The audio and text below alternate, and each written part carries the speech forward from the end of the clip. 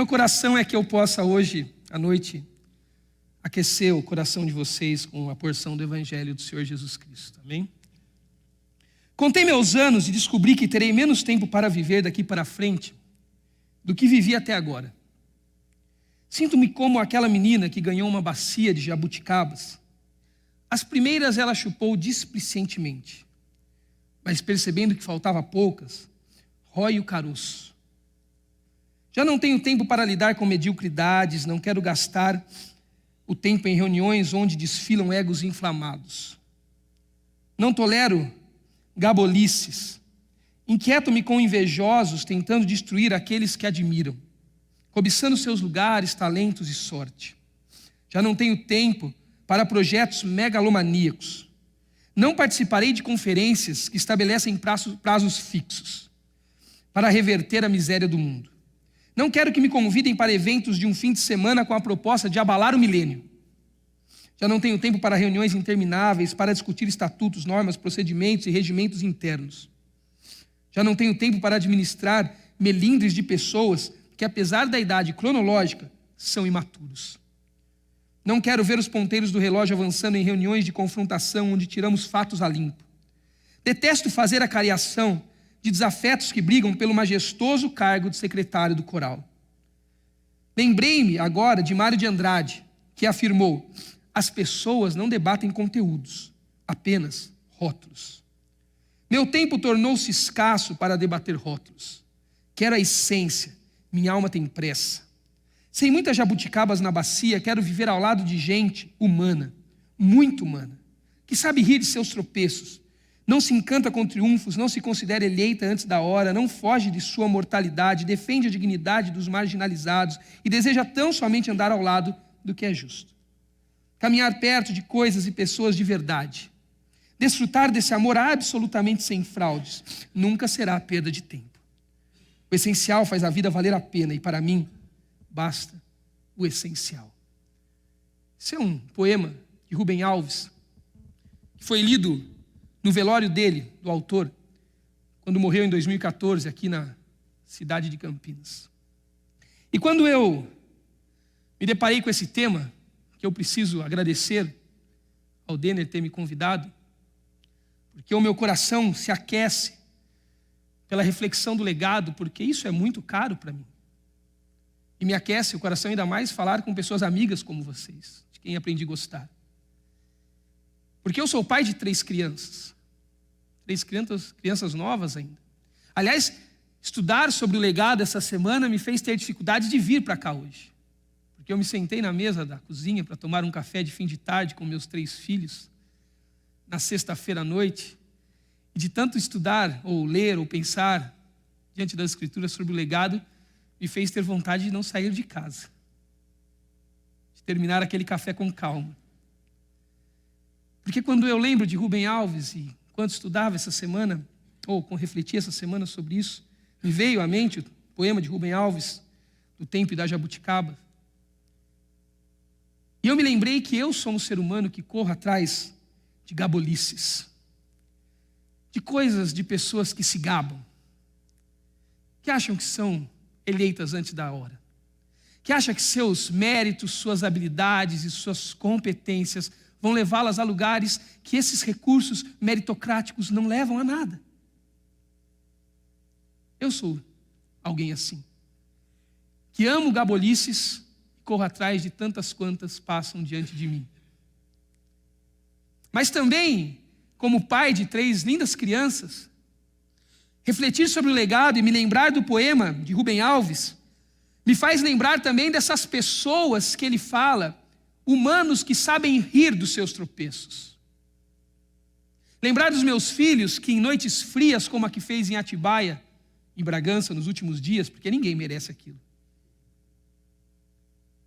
Basta uma lareira acesa quando não tem para onde ir, quando não dá para tirar o nariz para fora da porta, quando ninguém te convidou para nada porque ninguém está conseguindo sair debaixo do cobertor, quando não dá para brincar com as crianças. Basta uma lareira acesa, um saquinho de marshmallow que custa o quê? 7, 8 reais, para você colher sortidas risadas e gratuitas dos seus filhos. Porque são pessoas que ainda sabem rir. Sabem rir dos seus erros, das palavras mal faladas, das peraltices bem colocadas. É assim.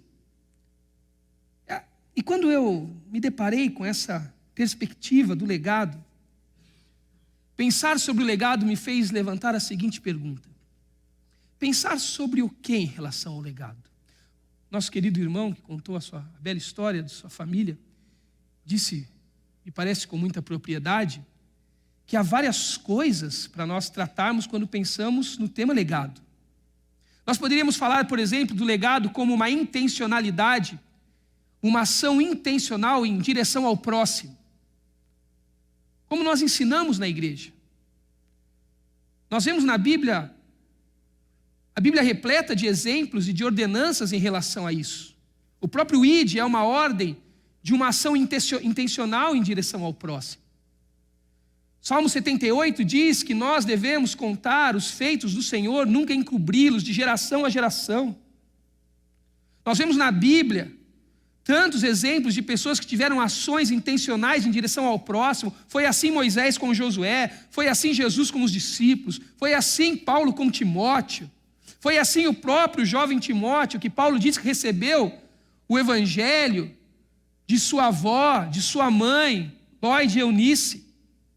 É assim que Paulo desafia o próprio jovem Timóteo, sendo padrão dos fiéis, a levantar isso a outros homens idôneos, como Timóteo está tentando ser em Cristo Jesus. Podíamos falar do legado a partir de uma perspectiva intencional, da nossa ação em direção ao outro. Podíamos falar também do legado a partir de uma perspectiva de um conteúdo intencional em direção ao outro. O legado tem um conteúdo que precisa ser passado. A Bíblia é cheia dessas ordens também. Nós temos o que ensinar. Nós não ensinamos palavras soltas, nós não contamos palavras soltas. Nós temos que gastar tempo com pessoas que querem ouvir o que temos para dizer e que têm o que nos dizer. Não perder tempo, porque o tempo é escasso, as jabuticabas estão acabando. Não vai sobrar muito. Tem um conteúdo para ser dito. A Bíblia diz que nós temos que ensinar todas as ordenanças de Deus. Nós temos que contar todos os conselhos de Deus. Nós estamos contando sobre um mistério que foi revelado a nós, um mistério que esteve oculto. Há um conteúdo que você pode chamar de conteúdo bíblico, conteúdo cristocêntrico, mas há um conteúdo que contempla a ação de deixar um legado. Nós deixamos algo e nós falamos sobre algo. O nosso discurso na história é consistente. Se você ler, por exemplo, o Salmo 78, que é o salmo onde nós somos desafiados a não encobrir os feitos de Deus e contá-los de geração em geração. Você vê aquele grande e lindo salmo contando a história do povo de Israel, da saída do Egito até a chegada em Canaã, o seu tempo em Canaã, o seu pecado em Canaã, o seu cativeiro, o retorno dos remanescentes. Deus tem uma história para contar. O legado dá conta de um conteúdo substancial. Não somos preletores de lições quaisquer. Somos promotores de um conteúdo pré-estabelecido por Deus. Podíamos falar do legado também a partir da perspectiva de um método muito comum na igreja contemporânea, porque nós somos pessoas, conversamos aquela vez no curso de vocês bíblico aqui sobre métodos, lembram? Sobre modelos. A igreja necessita dessas coisas, porque somos instituição, funcionamos, temos CNPJ, queremos que as pessoas funcionem no que chamamos de sacerdócio universal. Para isso criamos uma gestão para ministrar uns aos outros. Então temos métodos que chamamos de discipulado, evangelismo, mentoria, eu não sei, mas temos métodos, fazemos isso de forma em salas de aula, de maneiras mais informais, tomando um cafezinho, definimos métodos, escolhemos maneiras, mas não podíamos falar do discipulado, do legado assim, a partir da perspectiva de um método em direção ao próximo, um método intencional em direção ao próximo. Então podíamos falar do legado de diversas perspectivas, de uma ação intencional em direção ao próximo, de um conteúdo intencional em direção ao próximo, de um método intencional em direção ao próximo. Mas eu escolhi de não falar de nenhuma dessas coisas. Eu escolhi de não dar a vocês hoje à noite 4 passos para deixar um legado. 5 conselhos para você construir um legado. 4 dicas para a felicidade enquanto se deixa um legado. Decidi não falar de ferramentas com vocês. Decidi ir embora daqui totalmente inútil e deixar vocês sem nenhuma utilidade prática para absorver. Porque alguém já disse que a boa vida é a vida inútil, não é? Arthur Schopenhauer dizia isso, que a boa vida a se viver é a vida inútil, porque tudo que é útil se desloca da própria existência, da própria essência. E nós gostamos de coisas úteis. Nós temos um carro para nos levar para casa. Nós comemos para matar a fome. Nós vamos para o colégio para chegar na faculdade. Na faculdade para conseguir o emprego. Temos o emprego para sermos cidadãos. Eu decidi não ser útil essa noite para vocês.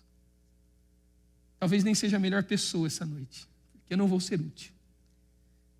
Decidi dar um passo atrás e perguntar para nós, para mim e para você, porque foi isso que eu tenho me perguntado ao longo da semana.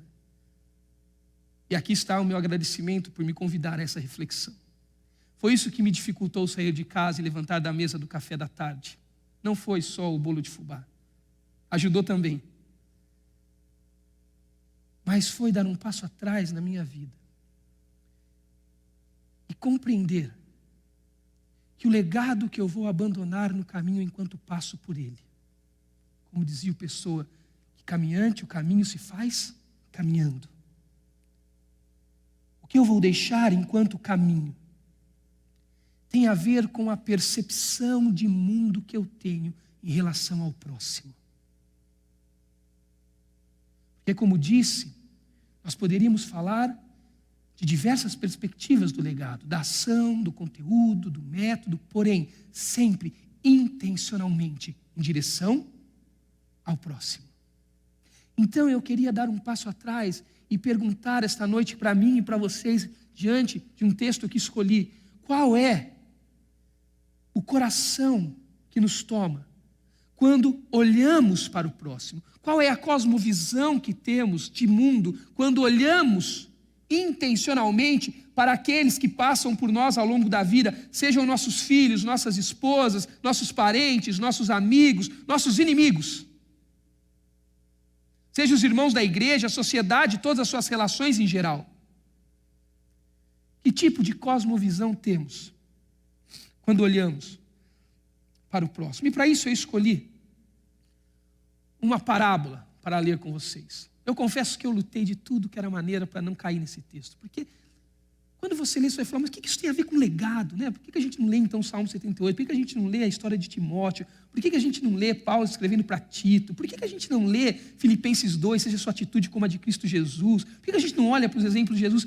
Mas alguma coisa, essa semana, enquanto eu gastava os tempos que separei para gastar no meu escritório, insistentemente me levavam para Lucas capítulo 10, versículo de número 25, a parábola tão famosa que você conhece, que é a parábola do bom samaritano. Abra ela comigo, por favor. E o assunto da parábola do bom samaritano é a intenção em direção ao próximo. É quando damos um passo atrás e perguntamos qual é a intenção dos nossos corações. Quando olhamos em direção ao próximo, nós podemos olhar para esse texto, porque o assunto desse texto é a intencionalidade em direção ao próximo. Certa ocasião, um perito na lei levantou-se para pôr Jesus à prova e lhe perguntou: Mestre, o que preciso fazer para herdar a vida eterna? Um perito na lei era um doutor na lei, um mestre, um cara que sabia, conhecia a lei, o Antigo Testamento.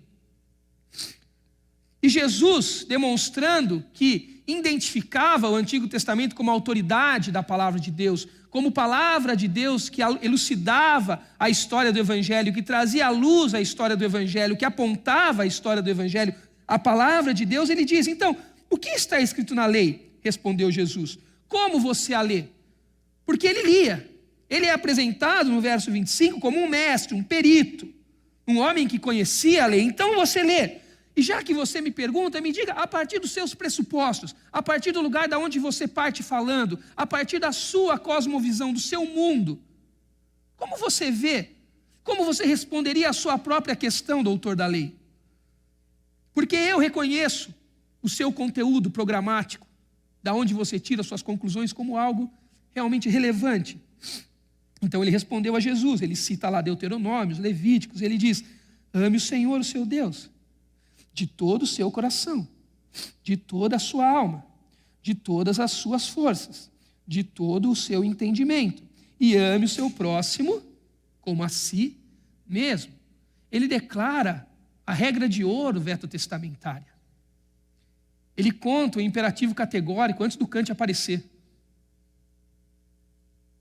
Ele mostra como que o âmago de toda a história do Evangelho se resume. Deus nunca mudou de plano. Deus ainda quer que o homem ame a Ele sobre todas as coisas, com intenções de um amor sem barreira, como era no Éden, e consiga olhar para o seu próximo como Adão olhava para Eva antes do pecado, sem acusá-la. Deus nunca mudou de trajeto no seu plano. Ele escolhe um povo e espera que Israel faça isso. Ele traz a ética do seu caráter expressa numa lei, lá no Decálogo, no Êxodo 20. Os primeiros mandamentos falam de um amor a Deus, os últimos falam de um amor ao próximo. Jesus não muda seu plano. Quando um jovem no Novo Testamento pergunta a Jesus de tudo o que devo fazer, Jesus ele fala: ame a Deus e ame ao próximo. É o âmago do Evangelho, é a regra de ouro, é o imperativo da vida. E esse homem acertou em cheio. Disse Jesus: certamente, você respondeu corretamente. Faça isso e você viverá. Mas ele, querendo justificar-se, por quê? Ele é perito, conhece a lei. Jesus identifica seu ponto de partida como um ponto de partida relevante. A lei é algo que eu considero como promotora de verdade. Este homem lê a lei corretamente. Ele entrega a Jesus uma resposta que acerta o alvo. Mas tem um âmago, não é apenas letra, tem vida por trás dela. Então Jesus disse: se você entende isso, viva por ela, porque isso é o âmago da minha mensagem. Mas ele sabia que, embora conhecesse a lei, ele sabia que, embora Jesus estivesse identificando o seu conteúdo como um lugar de partida relevante, a perspectiva de próximo para ele, a perspectiva de próximo para Jesus eram totalmente diferentes. Jesus já era um homem conhecido na Palestina. Ele já sabia, e por isso eles tanto acusavam Jesus, por isso eles tanto queriam pôr Jesus à prova, porque Jesus tinha comportamentos, porque Jesus tinha ações, Jesus tinha coisas, intencionalidades em direção a pessoas que bagunçavam a mente desses peritos. Então, querendo justificar-se, ele tem que dizer a Jesus: Jesus, vamos definir os termos aqui antes que a gente se complique. Quem é o próximo, Jesus? Porque eu conheço um pouco da sua fama e talvez a sua perspectiva de próximo, a escala que cabe próximo, a sua escala é um pouco mais larga que a minha. A própria história de Jesus, no decorrer do texto, vai contar para nós como a escala desse perito era tão menor que a escala de Jesus. Aliás, Jesus vem para morrer e vem para morrer pela humanidade. A escala de Jesus atende por uma régua onde cabe a humanidade, aonde cabe todos, aonde cabem judeus, gentios, gregos, bárbaros, aonde nele todas as coisas estão sendo convergidas. Então, para justificar-se, antes que Jesus, você me leve a um lugar que eu não quero estar, antes que o Senhor me prenda em um conceito do qual eu não aceito viver. Então vamos definir nossas bases de discussão. Quem é o próximo? Quem é o próximo? Como você enxerga o próximo, Jesus? Talvez não seja como eu enxergue. A isso Jesus passa a contar uma história, uma parábola.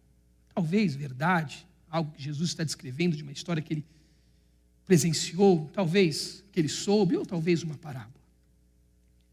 E a história dá conta do seguinte enredo. Um homem descia de Jerusalém para Jericó. Quando caiu nas mãos de assaltantes, estes lhe tiraram as roupas, lhe espancaram e se foram, deixando-o quase morto. Aconteceu estar descendo pela mesma estrada um sacerdote. Quando viu o homem, passou pelo outro lado. Assim também um levita, quando chegou ao lugar e viu, passou pelo outro lado. Mas um samaritano, estando de viagem, chegou onde se encontrava o homem, e quando o viu, teve piedade dele. Até aqui por hora. Há um cenário nessa parábola. O cenário é uma viagem de um homem que desce de Jerusalém para Jericó. Realmente um trajeto real. Jerusalém fica 800 metros acima do nível do mar, Jericó 400 metros abaixo. Então esse homem está descendo. Talvez Jesus conheça essa história. Ele conta um cenário real. E nesse cenário há um homem de viagem que é assaltado, espancado e deixado à beira do caminho quase morto. A outra parte da história dá conta de um homem, um perito da lei, que está ouvindo essa história para se identificar com uma das personagens que Jesus coloca para conter a história, para completar a história. E eu quero descrever a história a partir de 3 personagens. E Jesus, na discussão com o perito da lei sobre quem é o próximo, que escala de próximo nós vamos ter, ele vai tentar identificar o próximo com o perito da lei, com um desses personagens que eu vou descrever a vocês na parábola. O primeiro personagem que eu vejo na parábola é o usurpador. E para cada personagem há uma cosmovisão, um jeito de perceber o mundo e o próximo. O primeiro personagem é o usurpador. Assaltantes, bandidos. No cenário tem um homem descendo. E o homem desce de Jerusalém para Jericó.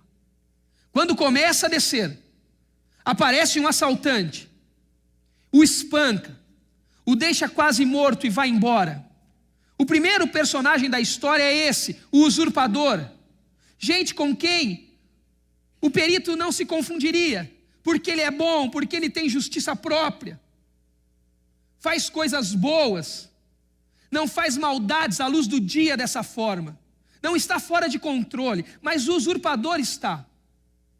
Ele vê o homem e o homem tem algo e ele tira do homem, porque a cosmovisão de usurpadores é a seguinte: o que é seu é meu. Pessoas usurpadoras que têm a cosmovisão de que o que é seu é meu, jamais terão corações intencionais em direção ao próximo, para deixar um legado, seja na vida de quem for. E nós somos tomados por essa cosmovisão diariamente. Quantas vezes eu, como pastor de igreja, não olhei para todas as pessoas que eu liderava, que eu pastoreava, e as enxerguei como matéria-prima dos meus sonhos pessoais. Quantas vezes as coisas davam erradas no meu ministério. E para que elas dessem certo, eu precisava roubar dos outros. Eu precisava assaltar, porque a minha cosmovisão era a cosmovisão de um usurpador, aquele que olha para o mundo e diz: o que é seu é meu, então me dê. Queremos tirar satisfação das pessoas. O problema da Bíblia, o assunto da Bíblia é esse, é satisfação. A questão é se nós temos satisfação na fonte primária, Deus, ou nas fontes secundárias, a criação. Se as pessoas na igreja não aprendem, nós ficamos maus, porque nós queremos roubar satisfação do conhecimento delas. Se você é um professor universitário e os seus alunos não tiram, um professor de colégio, os alunos não tiram nota, você fica mal, porque você quer tirar satisfação deles. É como aquele pastor conversou com um menininho na escola dominical, um dia depois do culto da escola, e falou assim: garoto, me diga o seguinte, querendo saber se o ministério dele estava funcionando, se estava chegando lá embaixo na sala das crianças, o ensino corretamente. E ele falou: menino, me diga quem derrubou as muralhas de Jericó. E o garoto disse: eu não fui, pastor. Aí o pastor ficou muito mal, ele não podia viver numa igreja dessa. Não sabem nada, o que eles estão ensinando lá embaixo. Chamou a professora da classinha dele, no escritório, segunda-feira. A professora veio, ele apertou a professora e disse: professora, perguntei para o menininho quem derrubou as muralhas de Jericó. Ele falou que não foi ele. Vocês não estão ensinando nada lá embaixo, como que eu faço com isso? A professora olhou para o pastor e disse: pastor, eu conheço esse garoto. Se eu fosse o senhor, eu apertava. Deve ter sido ele. Ele ficou muito mal. Ligou para o presbítero e falou: vem aqui na hora. Vem aqui na hora. E aí o presbítero veio. Aí o presbítero chegou lá, sentou no escritório do pastor. O pastor contou a sua decadência ministerial, o seu mau ensino na igreja. Disse o que a professora tinha falado. O presbítero o consolou e disse assim: pastor, conheço o pai desse garoto. Ele é um garoto bom, não é mal educado. Então, olha, se ele disse que não foi ele, pastor. Aí o pastor não aguentou, chamou o tesoureiro da igreja para conversar. Se ninguém da liderança espiritual sabe me resolver, vamos falar que a liderança administrativa, quem sabe? Falou a mesma história para o tesoureiro, e o tesoureiro falou assim: pastor, olha, fica tranquilo, o caixa da igreja está bom, se ele derrubou, a gente conserta. E a gente vai assim, tirando satisfação das pessoas. Tirando satisfação das pessoas. E nós aprendemos a roubar e não paramos mais. Roubamos tempo dos nossos filhos. Roubamos os sonhos das nossas mulheres. Roubamos a energia dos nossos liderados no trabalho. E aprendemos a operar na matriz dessa cosmovisão e não paramos mais. A gente assim não deixa legado nenhum. Eu estou numa fase de decisões na minha vida em algumas áreas. E entre elas envolve mudança. Eu chamei a minha filha de 7 anos para conversar comigo. No início dessa semana, levei ela para dar uma caminhada naquele belo lago que tem na Palavra da Vida. E levantei a hipótese com ela de nós mudarmos de cidade. Ela começou a chorar, sentada num banquinho na beira do lago. E com 7 anos ela me dizia assim: papai, a gente acabou de mudar. Eu cheguei aqui, eu não conhecia ninguém, papai, agora eu tenho amigo, a escola é legal. Mas eu estava pronto para roubar a vida dela. Porque eu sei como ninguém operar na matriz do usurpador.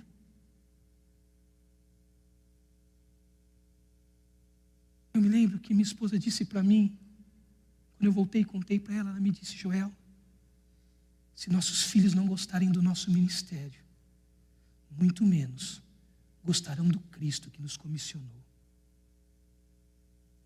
que nos chamou para o ministério. Mas há um outro personagem que está enquadrado em 2, e nesse o perito da lei se confunde. Nesse o doutor da lei gosta. O bandido não, porque ele não faz maldades à luz do dia. Mas o levita, o sacerdote, os caras da religião, os caras do culto, da música, da pregação, o povo que recebe na porta, o povo da escola dominical, ele se confunde.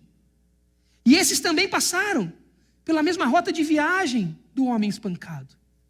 Viram ele e passaram ao largo, talvez porque achavam que ele estava morto e achavam que ele era impuro por ser um cadáver, não tocaram, mas passaram ao largo.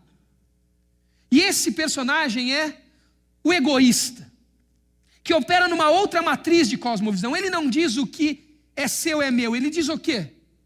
O que é meu, não é seu, é só meu. Eu conquistei, eu busquei, são méritos meus, é a meritocracia que na nossa sociedade vivemos tanto por ela. E não há nada de errado em algumas instâncias sociais a meritocracia funcionar, até é bom. Mas a meritocracia precisa ser ressignificada quando a transferimos para a dinâmica do reino de Deus. Ela precisa ser lida pelas lentes do Senhor Jesus Cristo. A meritocracia não pode responder sempre e em todas as instâncias à nossa relação. Mas nós somos assim. Nós gostamos de roubar. E quando roubamos, nós passamos a operar numa matriz que guarda para nós, como num baú de tesouros que conquistamos, os nossos direitos. Aliás, nada mais distinto do cristianismo do que a cobrança de direitos. Porque o cristianismo é a história que nos conta que nós não somos merecedores de nada. O Evangelho diz que o Senhor Jesus se fez pecado em nosso lugar, para que nós fôssemos feitos justiça no lugar dele. Os seus direitos são direitos de perdição eterna, mas a graça de Deus nos alcançou de forma imerecida. Isso não vem de você, é dom de Deus, você não tem mérito algum nisso. Porque a ofensa foi contra Deus e só alguém do tamanho de Deus poderia pagar o tamanho da ofensa realizada. Só que a ofensa foi realizada por homem. Então tem que ser homem para pagar. Como um homem do tamanho de Deus pode pagar? Só se Deus se fizer homem. Essa é a história do Evangelho, não é a história dos direitos, é a história de quem recebe, de quem estende as mãos, de quem está pronto para pegar o que não conquistou, mas o que ganhou. Homens que operam na matriz de uma cosmovisão que diz: o que é meu é só meu, jamais deixarão um legado. Continuarão roubando, continuarão assaltando, roubando tempo, sonhos, energias alheias, até que toda a sua bagagem, o seu arsenal esteja cheio o suficiente para ele se satisfazer totalmente em fontes primárias de satisfação, em fontes secundárias de satisfação.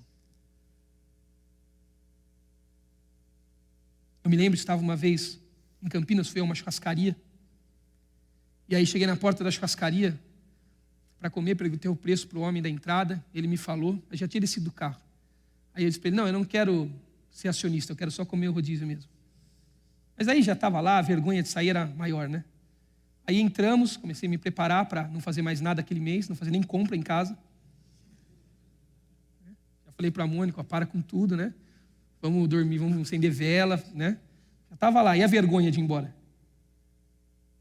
E aí o homem chegou e disse assim, eu perguntei, porque quem vai pagar sempre quer saber: olha, meus filhos pagam, né? Ele falou: não, quantos anos tem? Só paga a partir de 6 anos. Minha menina tinha acabado de fazer 6 anos. Os outros 2 não iam pagar. E eu, por um segundo, por um instante, pensei: eu poderia dizer que ela fez a semana passada 6 anos. Eu ia dizer, juro. Quando eu pensei em dizer, ela levantou num salto de alegria e disse: eu tenho 6, eu pago. O que era desgraça para mim era alegria para ela, vitória, né? Já dizia o Frei Beto: cada ponto de vista é a vista de um ponto, né? A minha filha via de outro lugar, mas eu não. Eu via do lugar do que o que é meu, é só meu, não é seu. Mas há um terceiro personagem nesse paradoxo que nós acabamos de mostrar. E o terceiro personagem, eu chamo ele de o doador. Ele não é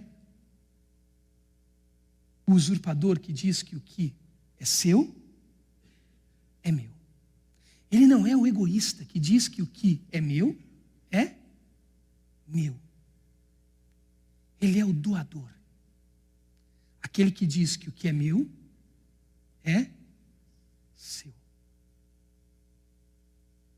O que é meu eu ganhei para repartirmos. Porque na dinâmica do reino nós vivemos pelo exercício da fé, da esperança, da entrega do amor. O terceiro personagem personifica. O terceiro personagem demonstra quem são as pessoas que vão deixar legados no mundo. Porque essas pessoas aprendem a não se satisfazer mais em fontes secundárias. Aprendem a se satisfazer em fontes primárias.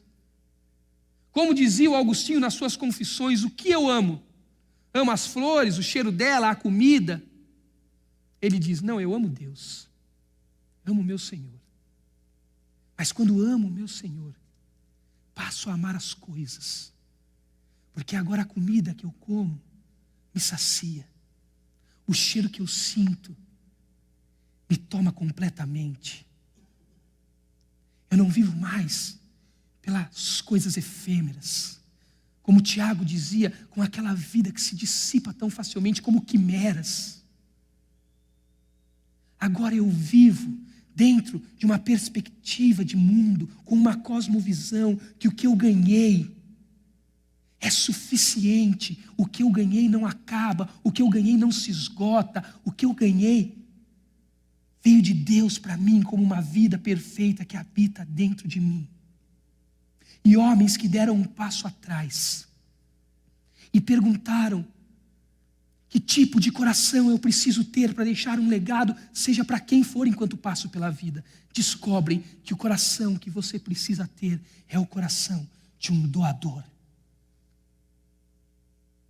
Um coração que não considera o que é seu como algo que devia apegar-se. Antes se entrega, sendo a semelhança do Cristo. E diz àqueles que estão espancados à beira do caminho: o que é meu é seu, e eu vivo a minha vida. Eu existo para deixar com você o que é meu em você. Porque o que é meu não vem de mim, porque o que é meu não chegou por méritos meus, porque o que é meu é de Cristo, e o que de Cristo eu tenho eu entregarei. De graça recebi, de graça te dou. Esses são homens e mulheres que vão deixar legados na vida.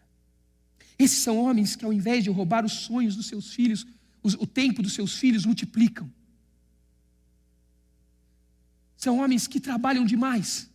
Como eu sei que você trabalha? Você deve ter vindo direto do trabalho. Eu sei que a vida dói. Mas são homens que chegam em casa e multiplicam o tempo dos filhos pela hora que tem. Que fazem hora extra para doar vida. Vida que não tem preço e que eles precisam. Porque homens que agem na matriz do doador, que dizem que o que é meu agora é seu, eles não roubam tempo, eles multiplicam tempo. Eles não roubam sonhos das suas mulheres, eles promovem o sonho das suas mulheres. Eles não exaurem a energia dos seus liderados, eles catalisam a energia dos seus liderados. Eu não sei o que você vai fazer para deixar um legado no mundo. Eu não sei como você vai discipular os seus discípulos na igreja. Eu não sei se você vai usar um caderno de discipulado. Eu não sei se você vai fazer uma sala de discipulado. Eu não sei se você vai tomar um café e fazer um discipulado 1 a 1. Eu não sei se você vai andar no parque com seus filhos. Eu não sei o que você vai fazer com a sua esposa. Eu não sei como você vai liderar a sua equipe lá na empresa. Eu sei de uma coisa: que seja lá o que você for fazer,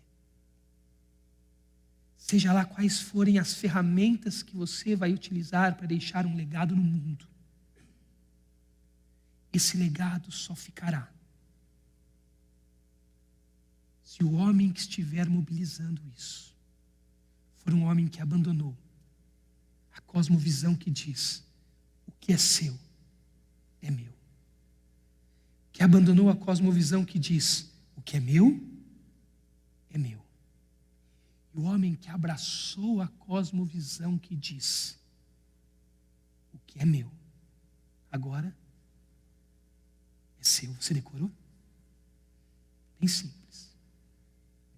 Então o homem que parou, aproximou, enfaixou as feridas, derramou nela vinho e óleo. Depois colocou sobre o seu próprio animal e levou-o para uma hospedaria e cuidou dele. Lá no dia seguinte, deu 2 dinheiros, 2 denários ao hospedeiro e lhe disse: cuide dele para mim. Quando eu voltar aqui, pagarei tudo que ele tiver consumido, tudo que você tiver feito. Porque homens que entendem a cosmovisão do doador são homens que se metem na vida para deixar um legado. São homens que apenas param? Não. São homens que apenas se comovem? Não. São homens que apenas tomam atitudes momentâneas e visuais, observáveis, diferente das outras matrizes de cosmovisão? Não.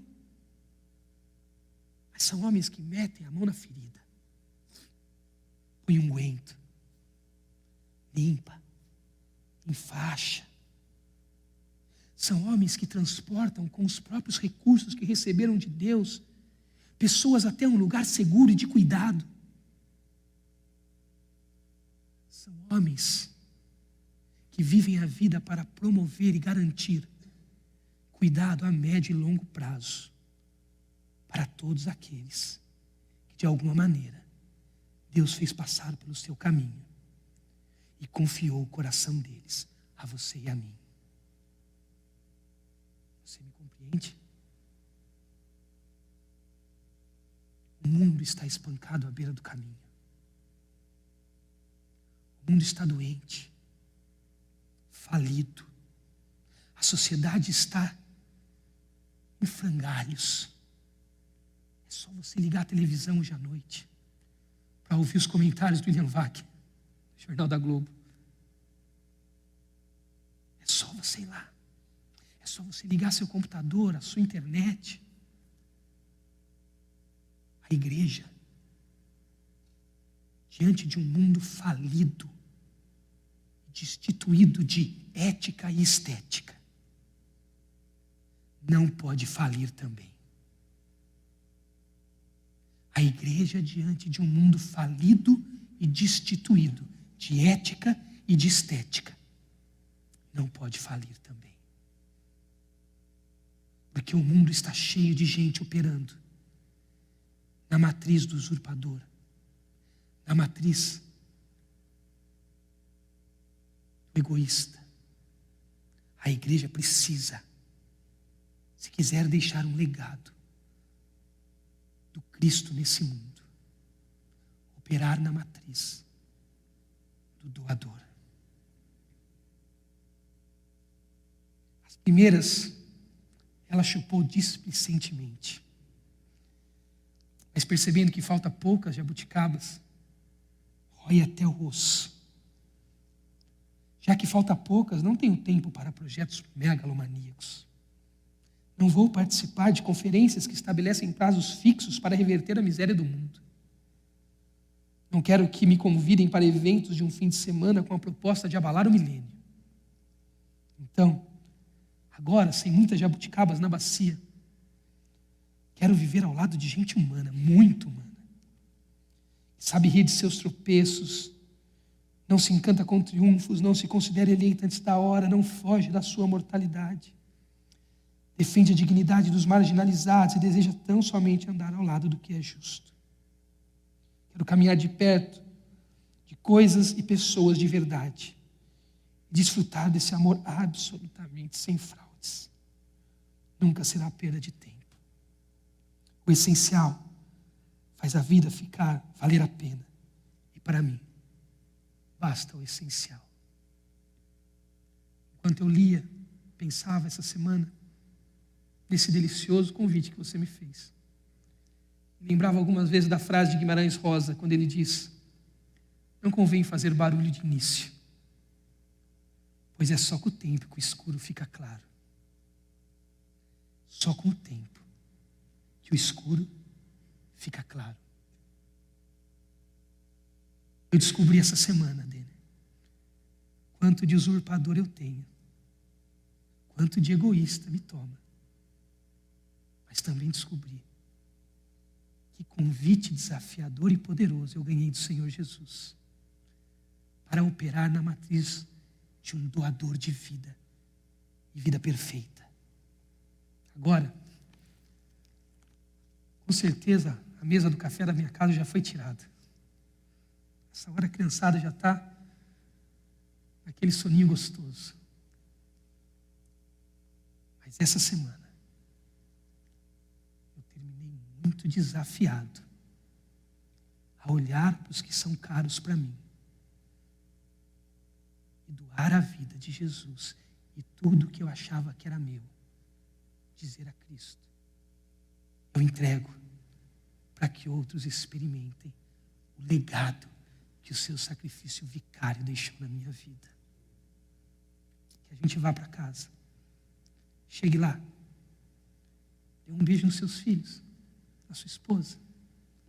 E quem sabe amanhã cedo, na hora do café, você pergunte para sua esposa assim: olha, eu estou querendo deixar um legado nessa vida. Você poderia me dizer o que eu ainda não estou doando de Cristo que eu deveria doar a vocês? Porque eu não quero mais operar na matriz que diz que o que é do outro é meu. O que é meu é meu. Eu quero dizer a vocês que o que é meu, de hoje em diante, é de vocês.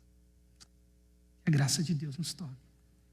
E muito obrigado por poder compartilhar mais uma vez esse lindo evangelho com vocês. Senhor Jesus, como é gostoso poder olhar para o Senhor de forma tão simples.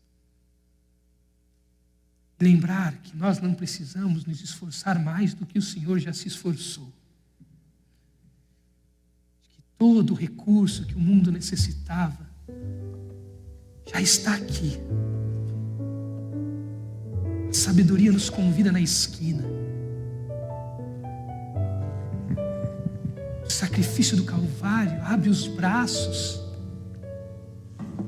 para nos doar tudo o que não temos. A sua ressurreição traz todo o conhecimento que nós necessitamos. E no conhecimento do poder desta ressurreição, nós podemos acessar vida e vida abundante. Senhor, não nos deixa mais ser redutos dessa vida. Tira de nós toda atitude usurpadora ou todo desejo egoísta. E lava as nossas vidas com o teu amor doador, com amor que não se apega, mas com amor que se entrega em sacrifício vivo, santo e agradável. Oh Jesus, nos ensina a te imitar. Que a nossa casa, a nossa família, os nossos parentes, a nossa igreja, a nossa cidade, o nosso país, os nossos governantes não vão poder se calar e nem mais passar a largo quando o teu povo reunido doar a vida abundante que o Senhor deu a nós. Obrigado. Obrigado por esta comunidade. Obrigado por esses amigos que fiz ao longo deste último ano. Obrigado pela bênção que eles são nas minhas vidas. E obrigado, porque todas as muitas vezes que aqui estive, ministrando e sendo ministrado, eu pude conviver com pessoas que operam na matriz da doação. Pessoas que por muitas vezes não se furtaram no dever de me dizer: Joel, o que é nosso é seu.